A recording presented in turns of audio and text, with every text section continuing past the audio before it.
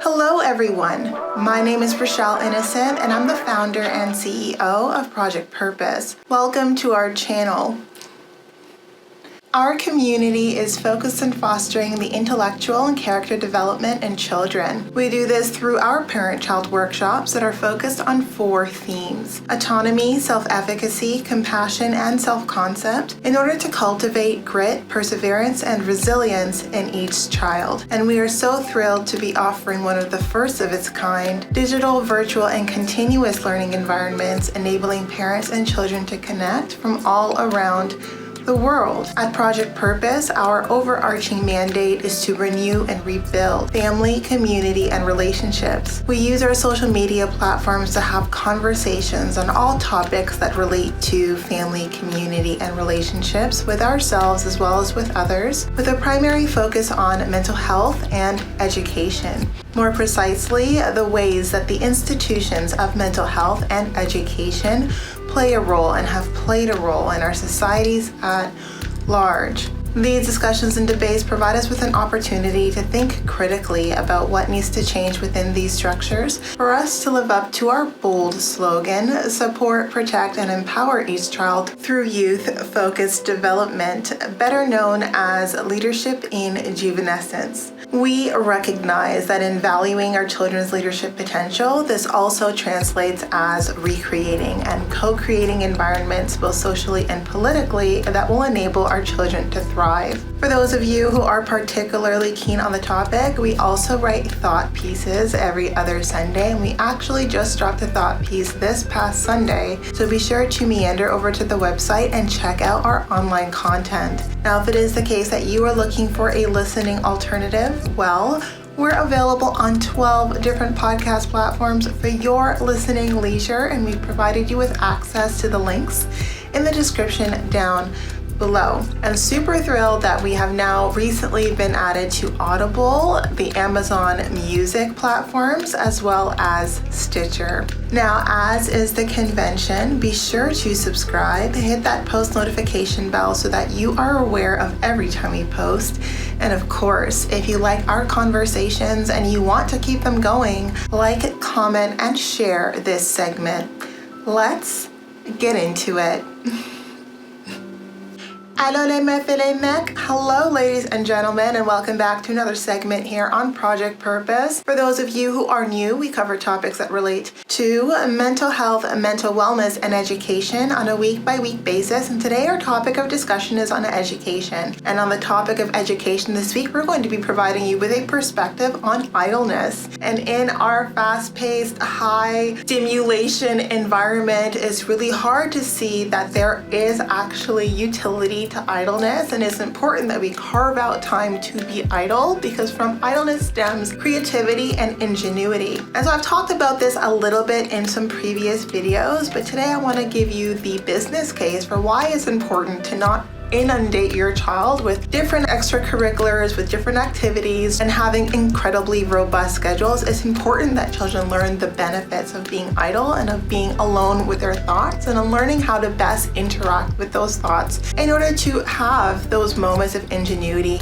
and creativity. And I think one of the shortfalls of our society presently is that we're so focused on production, on producing, on output, on results, that we don't recognize that there are different metrics that are in place. There are different unspoken metrics that really do lend value and utility, such as creativity, ingenuity, ideas that really have the ability and the potential to become something greater if we only gave ourselves the time to think them. And if it is the case that you are uncomfortable with solitude, you're uncomfortable with stillness, with silence, with being idle, or even worse, if you've been provided with some of the home education that idleness is equivalent to laziness, then it makes sense that you don't really know what to do with your spare time and try to fill it up with something. But I'm here to debunk the myth. Idleness has great great benefits. It helps us to start to immerse ourselves in our own inner world, to dive deeper into our imagination, which is so important for us all to recognize our capacity to create. All of us are creators in our own right. All of us have the ability to bring something of value to one another, to ourselves, to the market at large, but it really does take moments of solitude, moments of silence, and moments of idleness. Now, when it comes to idleness, I'll be the first to say I am someone who is selective. I like to choose my moments, and I pick my moments carefully for when it is that I'm idle. And when I am idle, I allow my thoughts to roam. There's no restraint, there's no filter, there's no constraint. And I've recognized that when I allow myself these periods where I'm just at peace, right? I'm just relaxing, I'm giving myself an opportunity to just breathe, to just be, the thoughts come a-flowing, right? And they're not intrusive thoughts, they're not crazy thoughts, but I'm like, what's going on? They're just me pondering things in life, pondering things that I've experienced, maybe even during the week, during the month, but looking at them differently. And from those thoughts comes ideas, comes different ways of thinking and being that are different, that are alternative to how I typically would think and orient and navigate in the world around me. And all of that comes from just being idle, from allowing myself to really reflect, to analyze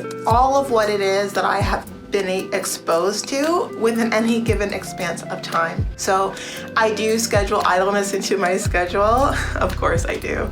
So I am someone who I have a 6-day work week. I like 6 days to be productive. And when I say work week, not just like work for the purpose of like producing, but work by way of like errands around the house or things that I need to do in my personal life, like things that involve concentration. I like to spread that out within a 6-day span. And then I have one day of the week where I do nothing. And this doing nothing can be, me idling in bed. It could be reading books all day. It could just be me watching movies and then reflecting on the movies that I watch. It's really giving myself the space, the openness to think, to meander in my thoughts, to roam in my thoughts, to allow those thoughts to channel creativity and ingenuity. So allow creativity and ingenuity and different ideas to stem from some of the thinking patterns and some of the thinking that takes place when I am being idle. And I think that we need to recognize that idleness is very important for us to start to grow intellectually. Growing intellectually isn't just about knowledge acquisition, it's about knowledge generation. And it is in those moments of idleness, but we're alone with our thoughts, where we're meandering, where we're thinking about things, we're doing 360 on different ideas, concepts, philosophies that we've been exposed to, and we're generating our own conclusions, we're cultivating our own vantage points, where we're building our own hypotheses and then testing out those hypotheses, and maybe testing out those hypotheses in practice with other people and not just thought experimentation. All of these activities, these mental gymnastics, are so important to cultivate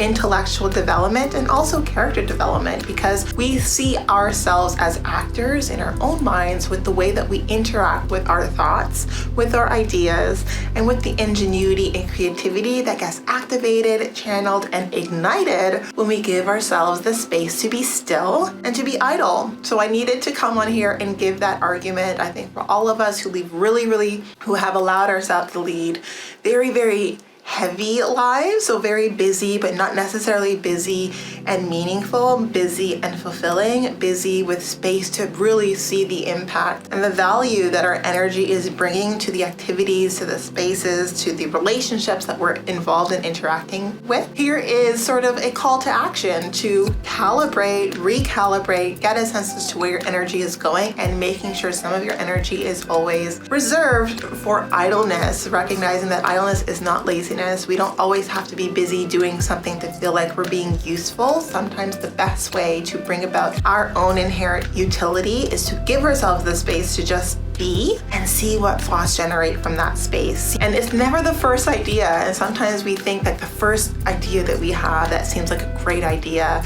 if that burns out, then we get really discouraged. And I find that a lot of my first, second, third ideas are really just fragments of things that I've been exposed to, and maybe I put a little color of my own personality to it. But when I do a deeper dive, when I allow myself to go into rabbit holes and explore worlds unknown or things unheard of, or allow myself to break the mold of logic in a different way and start to see things innovatively and start to break the box in which we really formulate actions and start to see like, what are the limits of these boxes? How can I bend the limits of these boxes? How can I create a new box? How can I color outside the lines, in the lines, in and around the lines? All of that comes with stillness, with being idle and giving ourselves the opportunity to really go inward and to be in our own headspace, doing those mental gymnastics and seeing what comes of it. So go forth and ignite that inner creator within you. That's really the conversation that I wanted to have today. I think a lot of our conversations are going to be really focused on education that starts at home. For those of you who've been watching me for a while, you already know my take on education that happens in more formal settings. I think that education is beyond skills for specific roles.